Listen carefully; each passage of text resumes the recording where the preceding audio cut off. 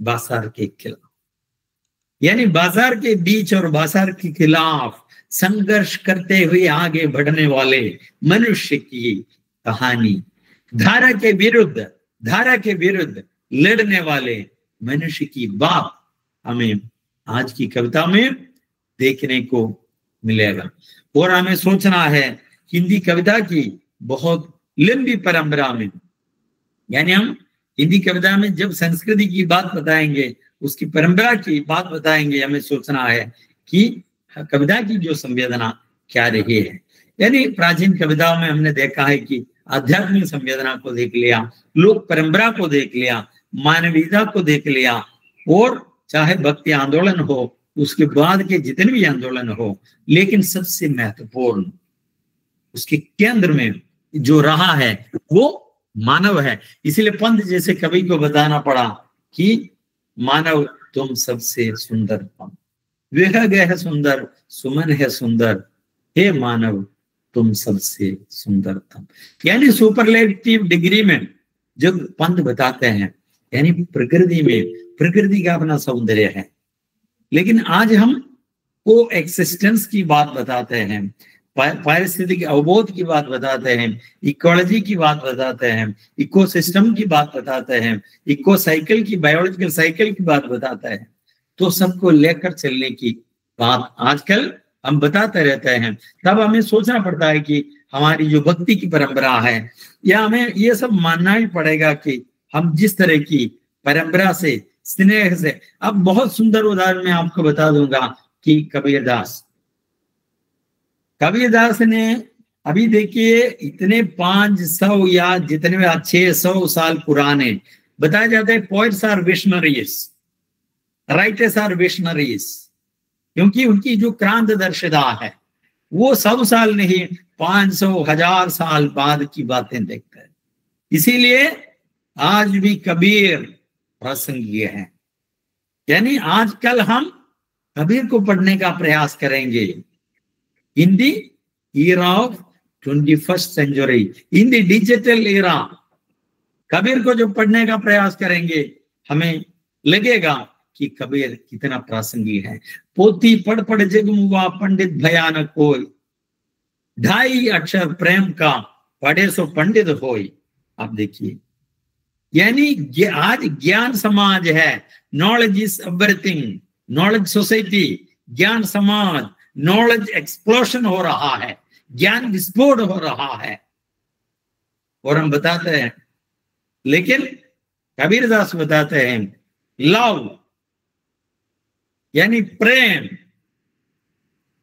मलयालम में कवि रहे हैं कुमार नाशान, स्नेहमान अखिल सार मोड़ियल, स्नेहमान अखिल सार मोड़ियल, यानी स्नेह ही इस दुनिया में सबसे श्रेष्ठ है। पोथी पढ़ पढ़ जगमुआ पंडित भयान, आप इतनी बड़ी किताबें, लेकिन आपका व्यावहारिक ज्ञान नहीं है। कितनी बड़ी बातें, ये हमारी मूल्य संकल्पना है कि नॉलेज, जब हमें नॉलेज का मूल्य के साथ संबंध नहीं जोड़ पाएंगे, तभी जैसे प्रसाद जैसे कवि को बताना पड़ा, ज्ञान दूर कुछ क्रिया बिन है, इच्छा क्यों पूरी हो मन की, एक दूसरे से न मिल सके विडंबना जीवन की। यानी what is the irony of life, ज्ञान दूर कुछ क्रिया भिन्न है। यानी ऑन द वन साइड ज्ञान, नॉलेज, क्रिया, अदर साइड एक्शन। ज्ञान दूर कुछ क्रिया भिन्न है, एंड एक्शन इज डिफरेंट।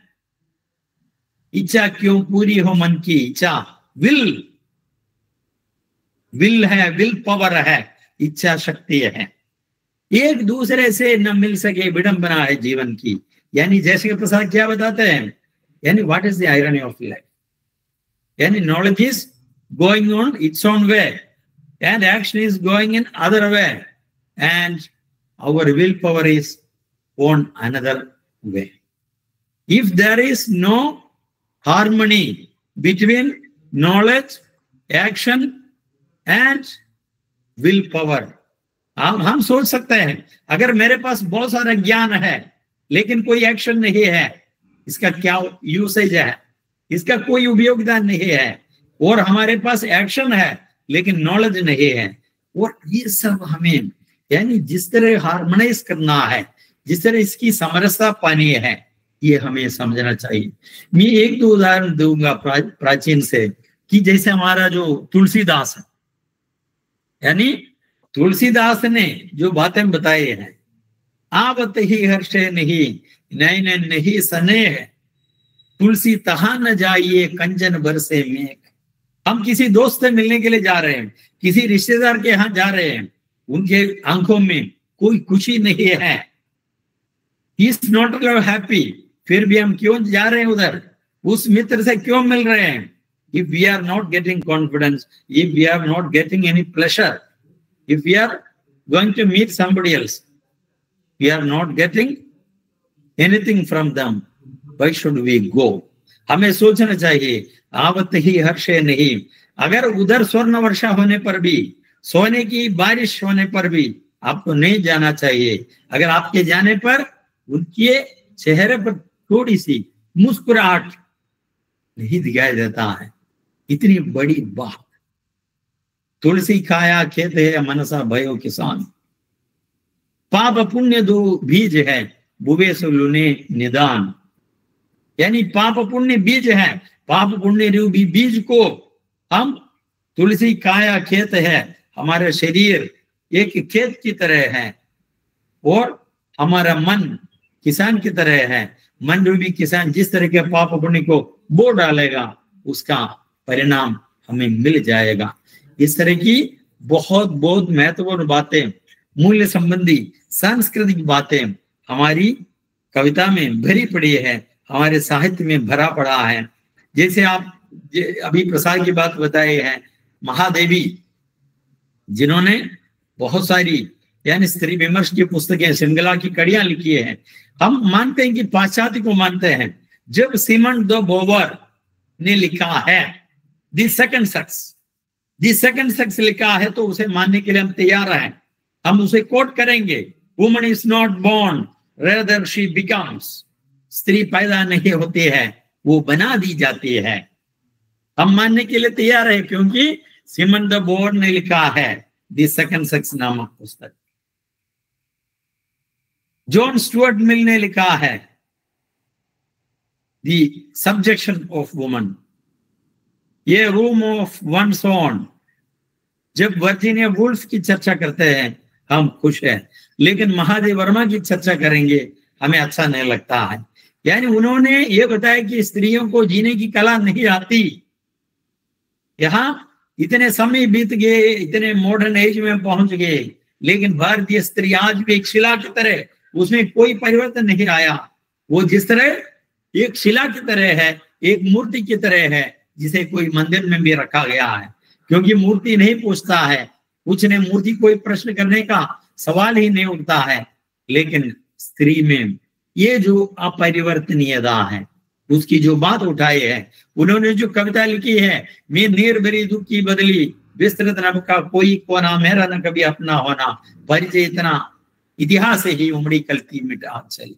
आप देखिए, मैं एक छोटी सी बात के माध्यम से, क्योंकि ये सब हमने पढ़ लिया है, लेकिन उसकी बारीकियों में, गहराई में हमने जाने का प्रयास नहीं किया। मैं इसलिए बता रहा हूं, मैं नीर भरी दुख की बदली, यानी दुख की बदली, यानी बादल का एक छोटा सा टुकड़ा, उसके अंदर पानी है। विस्तृत नभ का कोई कोना, मेरा न कभी अपना होना। यानी इस विस्तृत आसमान पर मैं चाहे तो पूरा का पूरा मंडरा कर अपना बना सकता हूं, उधर रुक सकता हूं, लेकिन मेरी चाहत यही है, मैं उसे कभी भी अपना नहीं बनाना चाहता है। मेरा परिचय इतना इतिहास ही है, उमड़ी कलती, एक बदली के रूप में मैं उमड़ पड़ी, और उसके मर मिटने में दूसरों की भलाई। यानी जब एक मोमबत्ती जलती है, एक दीपक जल, यानी उसका मर मिटना दूसरों के लिए है, यानी well being of the society. ये जो चिंतन है, यानी दूसरों की भलाई। अयम निजम परे वेदी गणना लघु चेतसा उदार चरितानंद वसुदैव कुटुंबकम। यानी उपनिषद का जो महत्व वाक्य है, अयम निजम परे वेदी गणना लघु चेतसा उदार चरितानाम तो वसुदैव कुटुंबकम। यानी वसुदैव कुटुंबकम हम बार बार रखता रहता है। वसुदैव कुटुंबकम किसके लिए है? अयम निजम, ये मेरा है, ये तेरा है, पराया है। इस तरह की सोच गणना लघु चेतस का तंग मन का लक्षण है। जिसका मन बहुत विशाल है उसके लिए ये वसुधा एक कुटुंब की तरह है। और we have to compare with global village. Global village is something related to monetary और बिजनेस से जुड़ा हुआ शब्द है। हमें सोचना है जब हम ग्लोबल विलेज बताते हैं, ग्लोबल मार्केट की शब्दावली में वो आ जाता है, क्योंकि उसका संबंध अर्थ से है, पैसा से है, मॉनेटरी बेनिफिट से है, मुनाफे से जुड़ा हुआ है। इस तरह की सैकड़ों कविताएं हमें मिल जाती है। अज्ञेय ने, यानी जब मूल्य की बात बताएंगे, अज्ञेय की बहुत प्रसिद्ध कविता असाध्य वीणा। असाध्य वीणा को आप ले लीजिए। असाध्य वीणा में जिस तरह की बातें बताई है हमें समझना है। असाध्य वीणा यानी उसमें एक अनुयात्रा, सह यात्रा, यानी कलाकार ने जिस तरह की वीणा बनाई है उसके साथ कैश कंबली गुहावासी वो प्रियमवद है। प्रियमवद जिस तरह की यात्रा करता है, यानी उस विशाल किरीटी तरु को जहां उत्तराखंड के कहीं प्रांतर में, यानी उसकी पूरी कहानी को याद करना, सृजन के साथ यात्रा करना, सृजन के साथ यात्रा करना, यानी ये असल में एक अंतर यात्रा है। बहिर यात्रा करने पर वो पता नहीं चलेगा, अंतर यात्रा करना होगा। जैसे कि डिस्कवरी चैनल में आपने देखा होगा कि इसमें पूरा का पूरा एक 5 kg का सिलेंडर, ऑक्सीजन सिलेंडर पीछे रखकर एक मास्क लगाकर कोई डुबकी लगाता है। डुबकी लगाते समय पूरा का पूरा एक विचित्र अद्भुत दुनिया उनके सामने आती है। अद्भुत दुनिया उनके आते, यानी समुद्र के अंदर का जो दृश्य है बहुत ही एक विस्मयकारी दृश्य है। जब हमें किसी कृति के अंदर डुबकी लगाते, गोता लगाते हुए हमें चलना होता है, तभी हमें पता चलेगा कि एक समांतर दुनिया जो जिन ढूंढा तिन पाया गहरे पानी पैटी।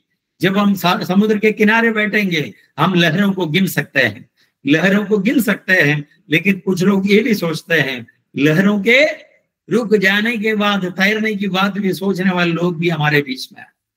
आप देखिए जहां जो थ्रिल है तैरने का, जो थ्रिल तभी आएगा जब आप लहरों से भिड़कर आप तैरना सीखे, तैरते रहे। और लहरों के खत्म होने के बाद हम कभी भी तैर नहीं पाएंगे। हमारी दुनिया में, हमारे जीवन में यही होता है कि हमें हाउ टू लिव, यानी मैं ये बता रहा था कि हमारी जो परंपरा, हमारी जो विरासत है, हमारी जो संस्कृति है, हमारी जो सभ्यता है, हमारी ऐतिहासिक महत्ता है, हमारी लोक संस्कृति है, हमारा लोक विश्वास है, हमारे आचार विचार है, हमारे आचरण है, ये सब साहित्य में इसका रिप्रोडक्शन होता रहता है। इसीलिए भाषा एक हमारी अस्मिता बन जाती है, हमारी संस्कृति की आत्मा बन जाती है। इसलिए जब हम साहित्य को पढ़ते हैं, साहित्य हमारे पास सोचने के लिए क्या है, पास्ट, यानी हमारी जो पास्ट लेगेसी है।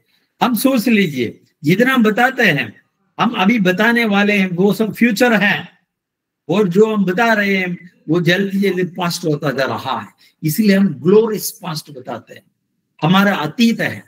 अतीत से इसलिए किसी भी रचनाकार के सामने, किसी भी व्यक्ति के सामने हमारा जो ग्लोरियस पास्ट है, और पास्ट हमारे लिए डिपॉजिट है। उस डिपॉजिट में हमें इंटरेस्ट मिल जाता है, ब्याज मिल जाता है, और वो हमारे लिए जीवन के लिए प्रेरणा स्रोत बन जाता है। उसकी मीठी मीठी यादें, कड़वी यादें हमारा अनुभव बन जाता है। साहित्य में ये सब हमारे लिए एक प्रकार से बैंक इंटरेस्ट के रूप में हमने डिपॉजिट करके रखा है। और घंट घंट साहित्यकार की विशेषता ये भी होती है कि हम जो अनुभव, यानी घंट घंट के रूप में, एक एक अंश के रूप में हम अनुभव करते हैं, साहित्यकार उनको समग्रता के साथ देखते हैं, समग्र अनुभव को देखते हैं, और हमारे खंड खंड अनुभव को वे एक एक कड़ी के रूप में जोड़कर एक बहुत बड़ा अनुभव की श्रृंखला वे बनाते रहते हैं। हमारा जो जीवन है इतना महत्वपूर्ण बन जाता है कि हमारी दुनिया किस तरह बदल रही है, उसी के अनुसार हमारे पास एक ऐसी क्षमता होनी चाहिए कि आपने जो देखा होगा, छोटी सी चिड़िया, एक गोरैया जब अपना घोंसला बना देता है, घोंसला जब टूट जाता है, छोटे छोटे तिनकों से जो घोंसला बना दिया जाता है वो टूट जाता है, या एक बार उसमें अंडा देने के बाद या बच्चा पैदा होने के बाद, चूजा पैदा होने के बाद चला जाता है, और जब वो किसी आंधी तूफान में थोड़ा सा टूट जाता है, कभी वो रिपेयर नहीं करते।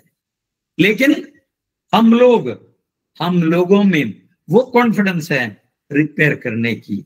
इसीलिए हे अंधेरी रात पर दीवा जलाना कब मना है, वचन बताते हैं।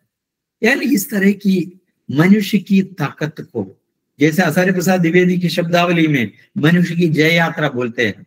आचार्य प्रसाद द्विवेदी ने मनुष्य की जय यात्रा एक शब्द का प्रयोग किया है उन्होंने अपने सांस्कृतिक निबंधों में। यानी मनुष्य की जिजीविषा और विजिगिषा, मनुष्य की अदम्य जिजीविषा, अभी न होगा मेरा अंत अभी भी तो आया हूं, मेरे वन में मृदुल वसंत अभी अभी तो आया हूं, हरे हरे पात डालियां फेरूंगा निद्रित कलियों पर। जब निराला बोलते हैं शक्ति की करो मौलिक कल्पना, करो पूजन छोड़ दो समर, जब तक न सिद्धि हो रघुनंदन। यानी शक्ति की मौलिक कल्पना वी हैव यानी इनर पोटेंशियल, इंटेंस पोटेंशियल, हमें अपने पोटेंशियल को how to utilise, that is the question. यानी we are not even utilising 30-40% of our potential. हमारे पास शक्ति है, क्षमता है, हमें समझना है। साहित्य का अध्ययन खाली साहित्य का अध्ययन नहीं है, we have to realise that it is our life. यानी जीवन के लिए, लाइफ के लिए जो फिलोसफी मिल जाता है, जीवन दर्शन मिल जाता है, सबका निचोड़ लेकर तुम सुख से सुख के जीवन में बरसों प्रभात हिम कंसा आंसू इस विश्व सदन में। यानी just remember the imagine of the poet is imagine, यानी उनका इमेजिनेशन किस तरह है, कल्पना किस तरह है। यानी इस विश्व सदन में दुनिया को एक बड़े बंगला के रूप में कल्पना करते हैं। उधर सुख से जीवन सूख गया है, उधर आंसू को थोड़ा सा छिड़कना है, यानी उसे थोड़ा नरम, मुलायम, सॉफ्ट बनाना है। How it is possible. यानी हम नेगेटिविटी की ओर जाते हैं, but we should be positive. यानी जीवन में हमें जो सीखना है, आप सोच लीजिए जब सुबह हम उठते हैं, we should be grateful to somebody else, God, our nature, our universe। जब हम सुबह सुबह नींद टूट जाते हैं, हमें सोचना, oh my God still I am alive, मैं सांस ले रहा हूं। 2 मिनट के लिए सांस रोक दीजिए तो सब कुछ खत्म है। हमें सब कुछ फ्री में मिल रहा है, इसीलिए आगे को लेना पड़ा उधार। यानी मैंने शंख पुष्पी से पूछा थोड़ी सी, यानी मैंने सूरज से पूछा थोड़ी सी गरमाई दोगी उधार, मैंने चिड़िया से पूछा थोड़ा सा मिठास दोगी उधार। अब देखिए सब कुछ हमें उधार में, फ्री में, लोन में मिल गया है, लेकिन हम घमंड करते हैं। मनुष्य में इतना घमंड है, यानी हमें सब कुछ, हमारे पास पैसा। आप देखिए जब कोई सुनामी आता है, बाढ़ आता है, फ्लड आता है, कोरोना आता है, 1 सेकंड में हमारा घमंड चूर चूर हो जाता है। यानी जब सुबह उठते समय हमारे अंदर सांस बाकी है, इसलिए हम जिंदा है, ये किसी की कृपा है। इसलिए हमें we should be grateful, we should pay gratitude to somebody else. क्योंकि उस समय बहुत सारे लोग के सांस रुक गए हैं जब हम उठ रहे हैं। आप देखिए मित्रों, मैं बताना चाहूंगा कि जो साहित्य का अध्ययन है, हमारा जो समय बदल गया है, बदले हुए समय को पहचानना है। Each moment is important. और हमें यह भी सोचना चाहिए, we should give our 100%। When we are doing something, अगर हम कुछ कर रहे हैं, we should be ready to give our 100%. If you are doing the refresher course, you should sit comfortably. यानी आप तैयार होकर आए हैं 14 दिन बैठने के लिए, तो पूरा का पूरा समय दे दीजिए। अपने घर में कुछ कर रहे हैं, आप खेल रहे हैं, एंजॉय कर रहे हैं, आप जॉगिंग कर रहे हैं, खा रहे हैं, या कुछ पढ़ रहे हैं, या फिल्म देख रहे हैं, गाना सुन रहे हैं, हमें देखना चाहिए। हम जब सांस ले रहे हैं, वी आर नॉट अपना, आप सांस ले रहे हैं, पूरा सांस नहीं ले रहे हैं। इसलिए बताते हैं कि डीप ब्रीथ लेने के लिए, जब योगी लोग बताते हैं डीप ब्रीथ लेने के लिए, यानी सांस, लंबा सांस। आपको ऐसा सांस लेना चाहिए, 1 2 3 4 काउंट करना चाहिए, यानी ब्रीथ इन 1 2 3 4 और होल्ड करना चाहिए 1 2 3 4 काउंट तक, और एक्सेल करना चाहिए, ब्रीथ आउट करना चाहिए 1 2 3। तभी सांस भरेगा, हमारा लंग्स भरेगा और हमारे अंदर एनर्जी फ्लो शुरू होगा। ये हमें समझना चाहिए। मैं उस पर नहीं जाऊंगा कि, लेकिन आज की दुनिया में जीने के लिए सारे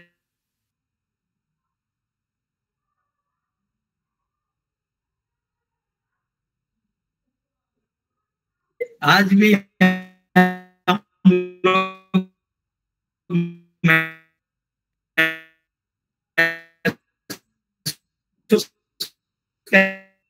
करेंगे,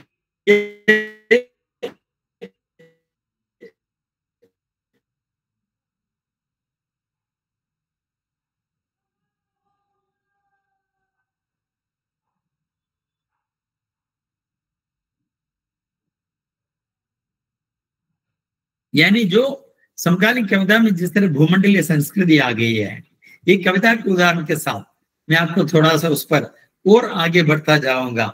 ये वागर्त के कुछ अभी कुछ महीने पहले वागर्त में आई कविता है।